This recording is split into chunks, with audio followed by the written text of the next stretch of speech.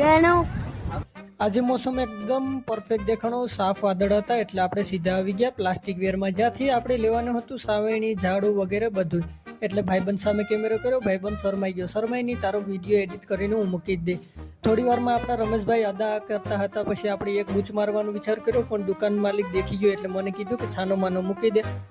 ફટાફટ મેં લઈ લીધું. લીલા કલરનું ઝાડુ મને પસંદ આવ્યો એટલે, પણ એ બહુ લાંબી હતી, કેમેરામાં ઘુસાડી દીધું ડાયરેક્ટ મેં. પછી સીધું નાનું એવડું સ્ટેન્ડ તો ના ગયું, પછી મોટું લેવાનું પસંદ કર્યું, પણ એ પણ આપણે પસંદ ના આવ્યું.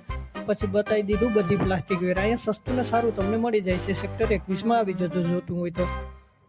પછી જોયું કે રમલો આપણી બાજુમાં આવીને કે મને વિડીયોમાં લેવા બાંધી જા. પછી હું સીધો નીકળી ગયો પગપાળા આપણી ગાડી તરફ જે પાર્ક કરી હતી ત્યાં. થોડી વારમાં કાકાએ બોલાવ્યો કે મોટા ભાઈ શું બોલો, તમને શું જોઈએ છે? કાકા હું કે તમારી ઉંમર થઈ ગઈ ને? મને મોટા ભાઈ કહું છો. ફટાફટ આવી ગયા ગાડી તરફ. જ્યાં ઘનબા નીચે શું કરતા હતા ખબર નહીં. ઘનભાઈએ સલામી ઠોકીને કે જવા દે ગાડી, એટલે આવી ગયા સીધા ગાડી તરફ. આપણા ભાઈબંધ એવા પટેલની રાહ જોતા હતા. અમે ગમે ત્યારે લેટ જ કરતો હોય છે, એટલે મેં ડ્રાઇવિંગ સીટની બાજુની સીટ પકડી લીધી. હાકવી તો હાક પટેલને મેં એમ કીધું દીધું. સીધા આવી ગયા સેક્ટર 21માં તરબૂચ લેવા માટે.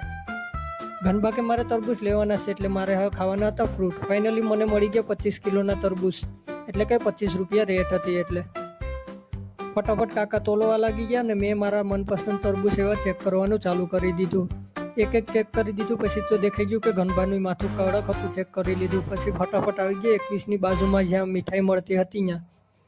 આ વસ્તુનું નામ મને નથી આવડતું, તમને લોકોને આવડતું હોય તો જરા કોમેન્ટ કરી દેજો. એક પીસ ખાવાની ટ્રાય કરી, પણ આનો સ્વાદ એકદમ શક્કર અને નાળિયેર જેવો મને લાગ્યો. સીધા નીકળી ગયા રૂમ તરફ જવા માટે. આજનો મિની વ્લોગ પસંદ આવ્યો તો ફોલો કરતા જાજો. જય શ્રી રામ. મળીએ નવો